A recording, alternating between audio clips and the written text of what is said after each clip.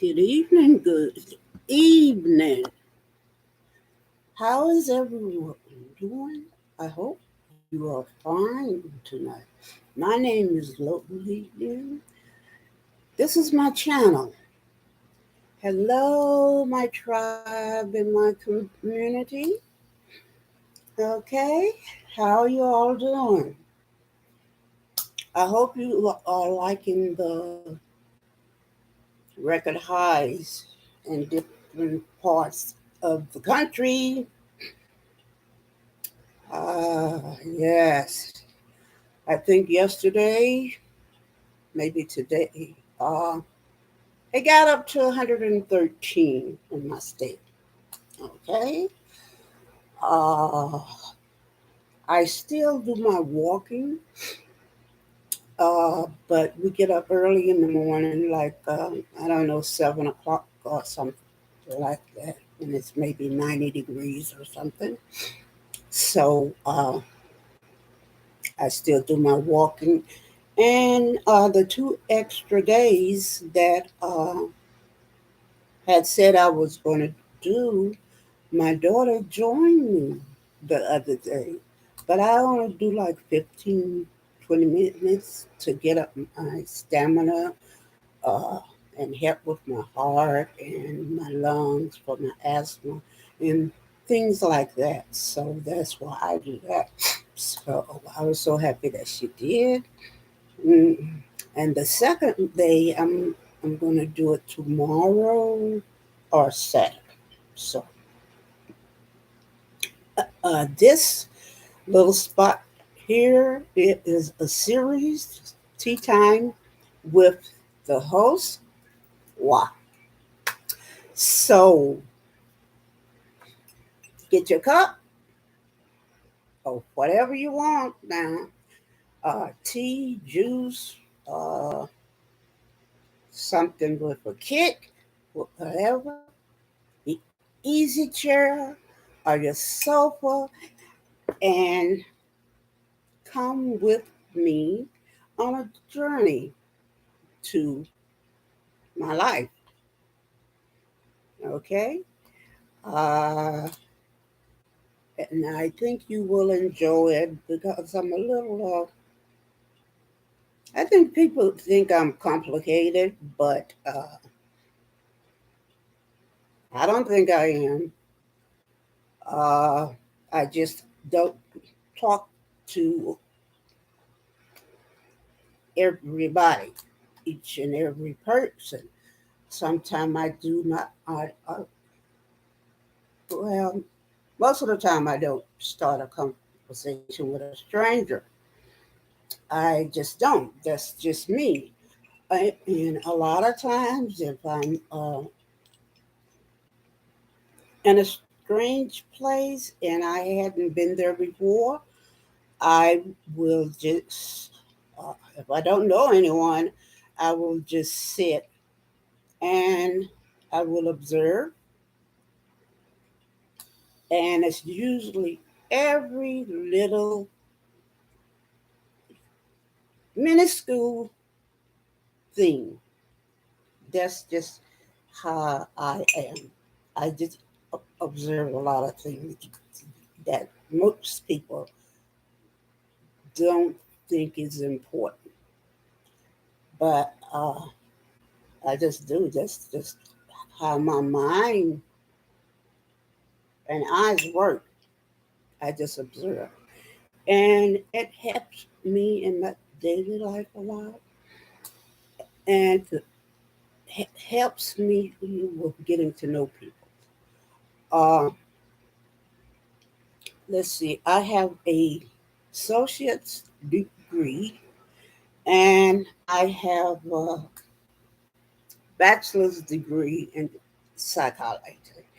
And I think that's just a little bit of my psychology taking a hold and a lot of my personality.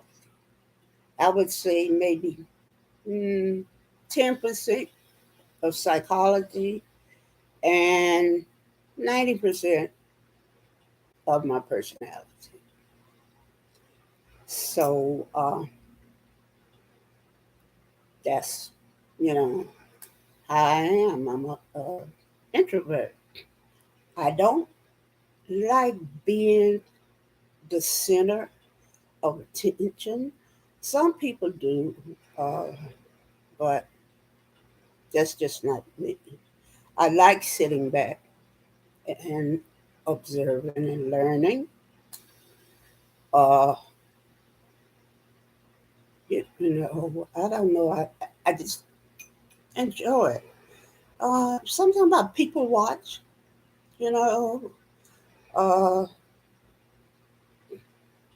like I might see a mother with a child or something like that, and I will look and see if that mother has her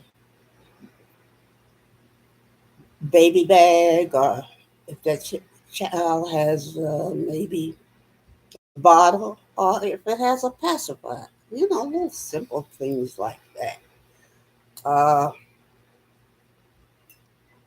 And as a woman, I watch out for signs of danger when I'm walking alone, or uh, it could be definitely when I'm outside. I do not have my phone on. Mm-mm. I will have it in my purse or in my pocket. If I have a dress on with pockets or a coat on with pockets or jeans or something, I will put it in there. And I'm watching for signs of danger.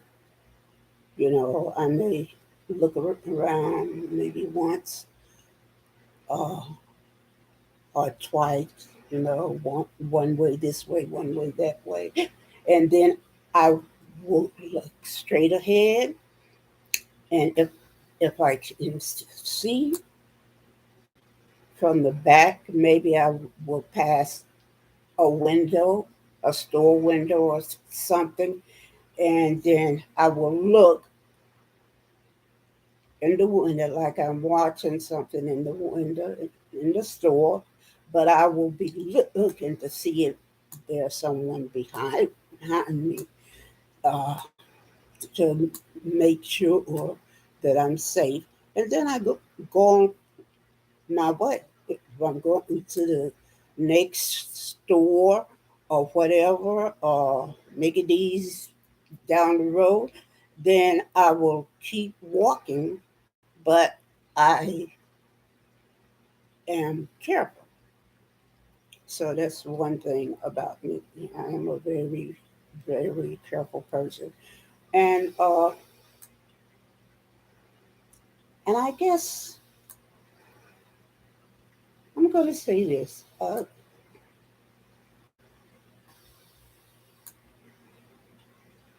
Some people don't like me.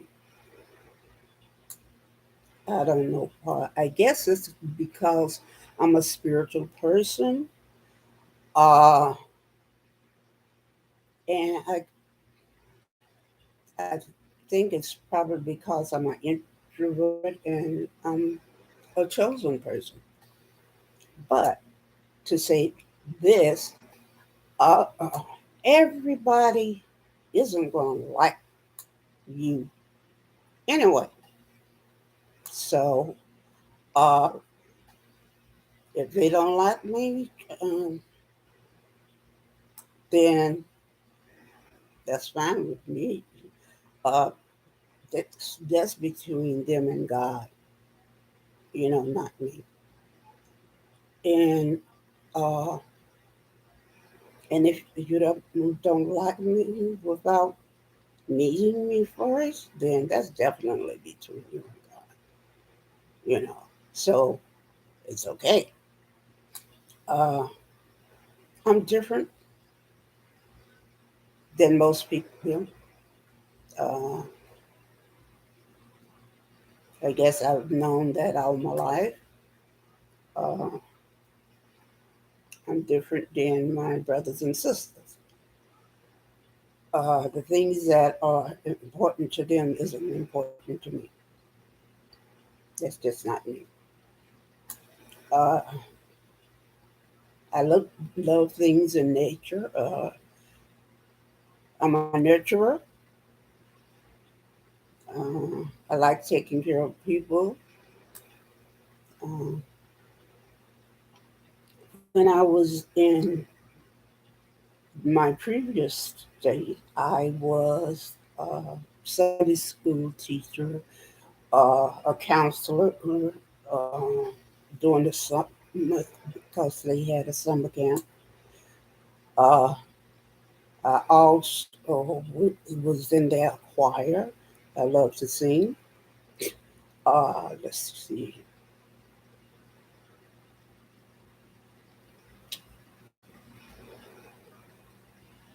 Let's see. I think it was 1996 when I got my diagnosis of sarcoidosis. I had never heard of anything like that. And my doctor told me it's very rare. A lot of people don't know about it, and also, too, a lot of doctors. Uh, he didn't tell me much about it, uh, about the maintenance of it, uh, and what was best to maintain it. He just gave me IV full of prednisone, and I got better. And the next day, I was discharged. I was in the hospital about, let's see, I think it was about 13 days because they could not figure out what was wrong with me. Uh, the first thing they thought I had cancer. And the doctor told me, uh, and he asked me, would you like to call your family? Anybody you want to talk to? I called one of my big sisters and talked to her. Uh, I broke down crying because it wasn't that I was worried about myself. I was worried about my daughter. At the time, I think she was maybe 12 years old. Yeah, I think she was 12. And I was worried that uh, if it was cancer, that's hard talking about this. Uh, if it was cancer, then I would not be around uh, to help her when she grew up, when she graduated, all these milestones in a person's life. And my family was not, I feel, was not the best person to raise a child at that time, uh, because of the ways they treated me growing up. And, and I did not want any of them to raise her. So I prayed to God, and while I was praying, there was a calmness that came over me, and I found myself smiling, a small smile. And I knew then that I would be all right and that I did not have cancer. And I went to sleep not worrying about anything at all. And a couple of days in, maybe about, I want to say about 10 days, 9, 10 days, something like that, the doctor came back and told me that it was sarcoidosis. Uh, and he put me on prednisone. At the time, I did not know what prednisone did to you. For one thing, it makes you uh, angry about just about everything. Uh, and it causes you to have a ravenous appetite and you gain a lot of weight fast.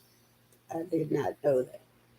So uh, when I moved to another state and I found a doctor, every time I've had a flare up or whatever, they would give me prednisone. I would take it like a dummy uh, without asking questions. So, and it went on like that, went on like that, and I gained a lot of weight until something told me, you need to get a hold of this and find a doctor that will help you out with the maintenance of sarcoidosis. So I started looking around and calling, and then I remember that from the previous state, I found a very good doctor that I trusted, and that was from uh, learning universities because they tended to uh, pay more attention. And if you have a rare illness or diagnosis, it's going to be more than your PCP taking care of you. More likely, it's going to be maybe 2 or 3 more or interns taking care of you. And in that way, you have they're paying more attention to the symptoms and what you are saying, you know, because they are learning and they are asking the doctors questions that are teaching them and they take better care of them. So I found a teaching hospital, found a PCP and different specialists that was taking care of me. And it, within that time, I found a neurologist that knew how to take care of me, but not with prednisone. And within that time, I was able, uh, what he was giving me was IV Remicade. And when he started that, uh, I didn't see any change. But after about being on it for about 6 months or 8 months, I started seeing a change. And I said to myself, since I'm going to be on this, I can start my uh, regimen into uh, weight loss because while I was on the prednisone, you couldn't do that because the prednisone made you crave, uh, made me crave uh, more carbs, things like that. So I knew I could not be able to lose the weight while I was on it. So I started that, my regimen, and I cut out a lot of stuff. And at the time, I did not. First, I cut out sugar. And at the time, I did not know I had CSID, uh, but that did help me with my GI system. And, and so I went to, what do you call it? Cane sugar. But I did not use that a lot either. And it was mostly fruits, vegetables, sometimes, oh wow, wow. Sometimes things like pasta, sometimes like that. But, and within that time, I started losing weight, and I started exercising and things like that. And uh,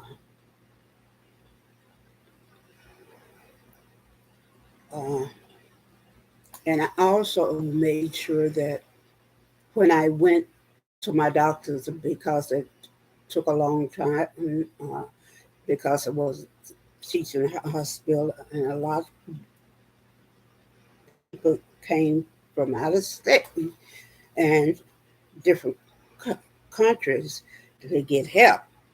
So it would take a long time. And then also to my IV Remicade took a long time, so I would take healthy things with me, like maybe uh, apple, some nuts, uh, water. So when I went hungry, I didn't have to eat something that I didn't want to eat. So I will close now, and and the next time I will hopefully continue with my